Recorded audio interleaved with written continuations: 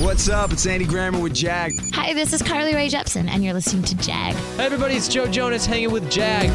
This is Heather Knox with the hottest Jag I've ever seen. Ryan Seacrest with Jag. It's B.O.B. checking in with my homie Jag. So much swag with my homie Jag. It's the Jag Show podcast. Welcome in, I am John Jag. I always say that my favorite thing about the podcasting community is how open and cooperative the space is. Every year there are several major gatherings, which of course now have had to move online.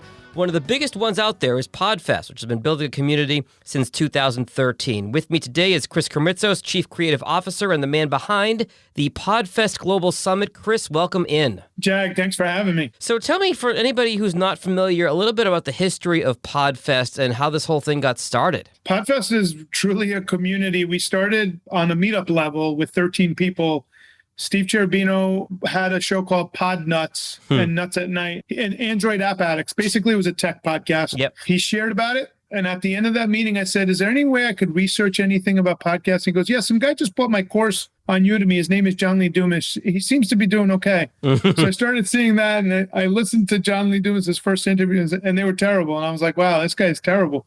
But in the beginning, he self-admitted, right? And then he started selling these courses, and I'm like, and he was getting better. And I was like, wow, there's something here. And I saw the growth, went home, told my wife about it. She wanted to start a podcast, and I became an evangelist for the industry.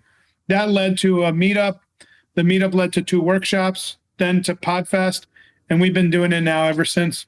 Okay, so tell me a little bit about the decision process and the timeline of maybe hoping you could do it in person this year and then eventually having to move it online because of COVID and everything else. So we were very fortunate because our event actually happened in person in March. And on March 9th was the last day, 8th or 9th. Wow, just in under the gun there, yeah. The next day on that Monday is when they were showing 24/7 coverage of the cruise ships, which basically in the next couple of days shut everything down because they're just showing live feeds of these cruise ships, people stuck. No, I remember that time very well. I had a alumni event up at Syracuse, New York, and we were there that weekend of March 7th, and then we flew back, and that was it. I don't think I've left the house since. So for us, we were fortunate in that technically we were the only large-size conference of our kind to go on this year.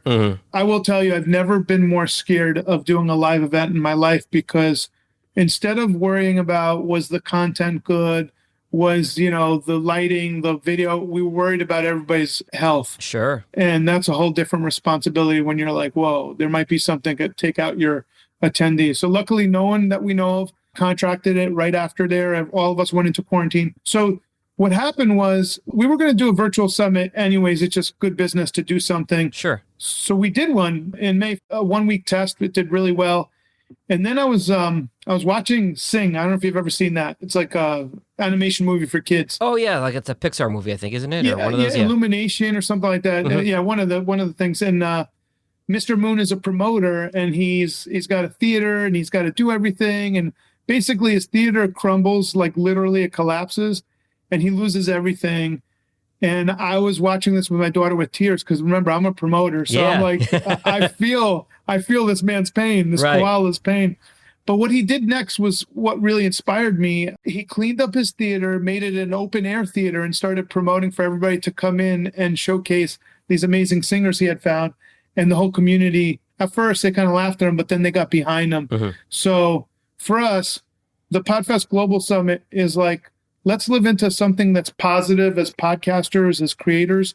And it's a platform to bring the world together to our doors virtually. And that's how we were able to get the Guinness World Records behind us to set GWR. I didn't know there was shorthand for the GWR. Yeah, when you deal with them eventually, you just see GWR everywhere. That makes more sense. So tell me about the record you're looking to set with this year's event. So we're looking to set a record of over 5,000 people coming through our doors for largest virtual podcast event over a week's time. We're on pace to, I believe, go north of that, but we'll see. We're doing really well right now, thanks to individuals like you, helping us get the word out. But we have over 200 speakers and people from all over the world. We have a track that's in full Mandarin. Literally, you can't even read the words. Wow. It's in Mandarin. We have Spanish-speaking tracks. I believe we have one in Arabic as well. So it's global. We have people from Amsterdam, from all over the world that are speaking. Obviously, North America is well represented. but in a lot of diverse voices and thought. So it's going to be an amazing experience for anyone attending. That's something I really enjoyed about the podcast industry in the last couple of years that I've really gotten involved with it, Chris, is how diverse it's become and how quickly it's become so diverse over the last couple of years in terms of everything from race and gender to just bringing in people from all kinds of countries all over the world. How do you put something like this on a global stage where there are different time zones considerations and all that? So a lot of the tracks start at 1 p.m. for a lot of reasons, because we're starting on the East Coast standard, and then we'll go as late as 9 or 10. We do have one day where we go as late as 2 a.m.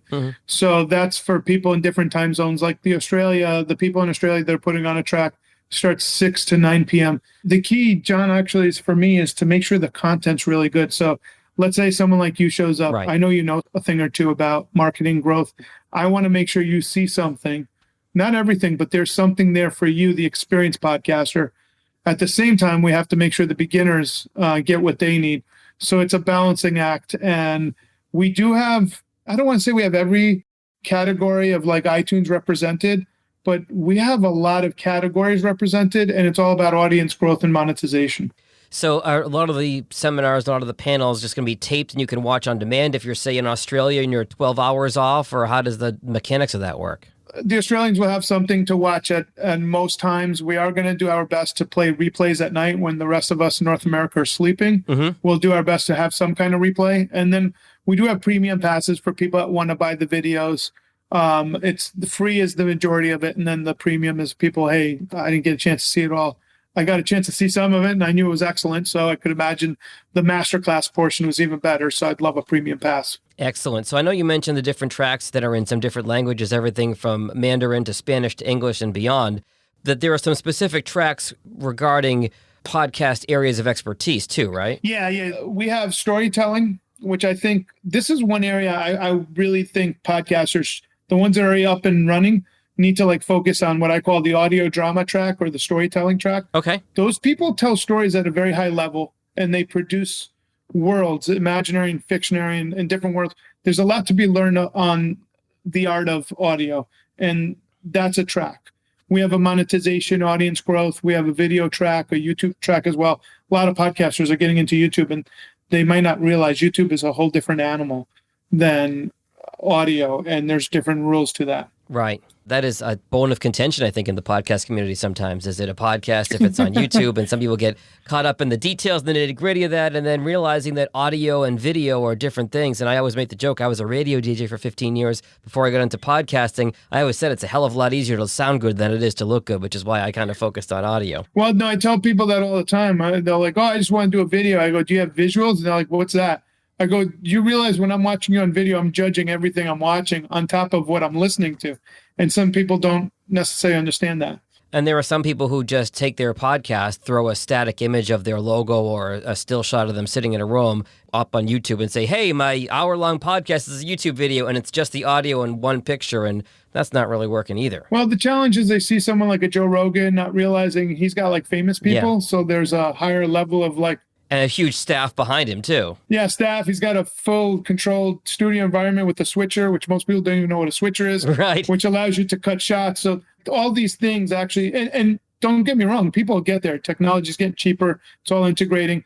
But right now, if you do the static, what you just said, just know that you're probably going to get 0 to no views. However, you do it, and I'm being serious here. There is a shot when you do that. There is a shot that one of those audio tracks will get picked up because the person you have or the content's so unique. So it's almost like playing the lotto, like maybe you'll hit one. Yeah. But it's not, don't think like the whole thing, everybody's going to be watching every episode like that. Really good advice. I don't want to ask you to choose between your kids here, but are there any particular events or speakers at Podfest that you're really looking forward to coming up here in a couple weeks? All of it, to be honest with you, because and I'm being very serious. What I do is I actually, this past week, I've met with 80 speakers one-to-one, and we actually meet with every speaker and we go over all their presentations. Wow, okay. So the speaker placement committee chooses people, and we have a committee because all of us have blind spots. So we have a various committee looking at different factors. But the people we've seen so far, like I was talking to an individual, Carol from Colombia, she created this really cool audiograms, but integrated in Instagram, and how to get the most out of your audiogram on Instagram, and then stats. Oh, wow. So like it's that detailed.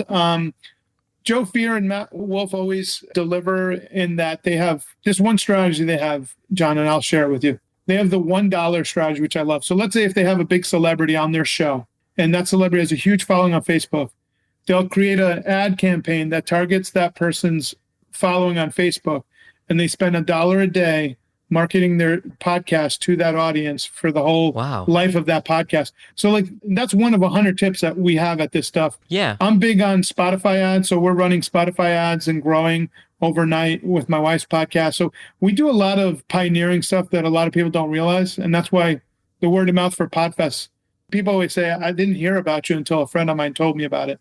That's kind of how our culture works. We want to be word of mouth. It builds our culture. And we've doubled in size pretty much every year since we started. Just like podcasts in general. I can't tell you how many clients I've said, how do I get to the top of the Apple charts? I said, stop worrying so much about that. Worry about getting those recommendations, word of mouth, social media shares, other people telling other people about your show.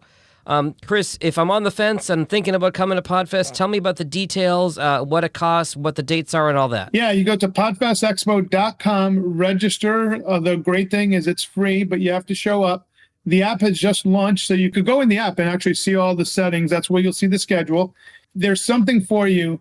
I would say, let's say you come for the content, stay for the community, because we invested heavily in the Whova app for all of us to talk to each other. There's a leaderboard, there's a message board, there's ways to collaborate with your fellow attendees. So we've invested a lot of money for this to be like as close to a conference as we can.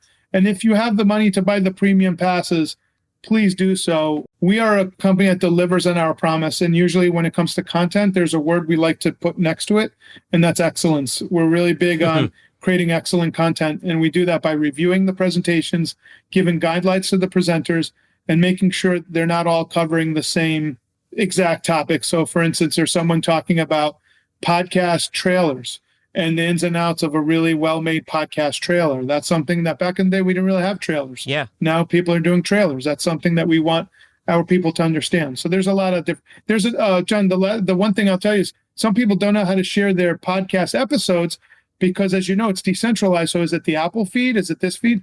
We have one gentleman that shows how to share your links in a way that gets more traction and helps you spread your message without people getting lost on what they're supposed to click on. I will definitely be checking that one out for sure. What is the premium cost, the cost of premium pass, Chris? It goes up every week. I think right now it's like from the low end, $89 to $200. And then we have our inner circle passes, which is over that. But I would say if you could do the VIP, I highly recommend it.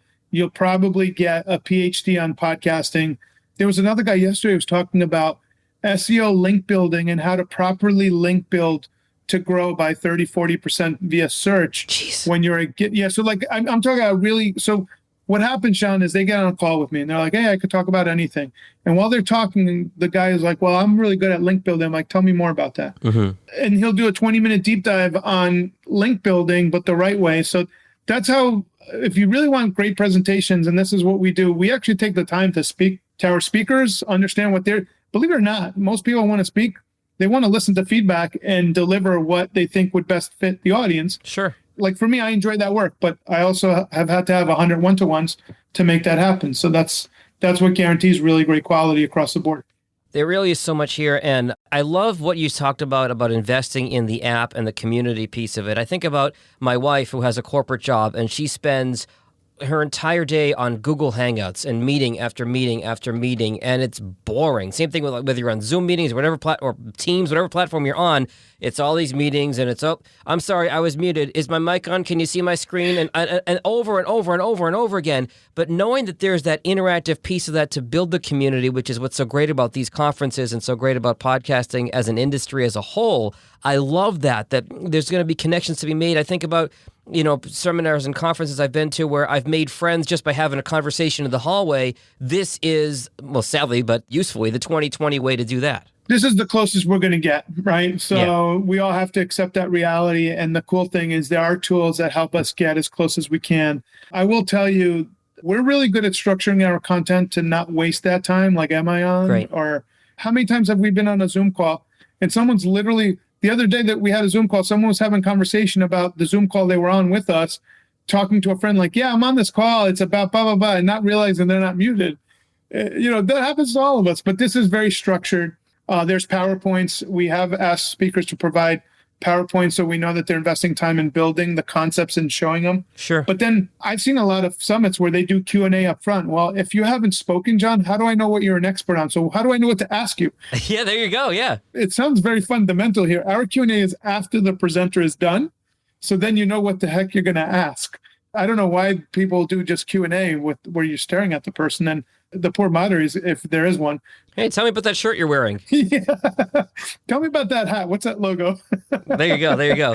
Chris Krimitsos from Podfest, thank you so much for the time today. What are the dates for Podfest again? Well, we start August 3rd to the 8th is our pre-event, but the launch for the Guinness World Record is August 10th to the 15th.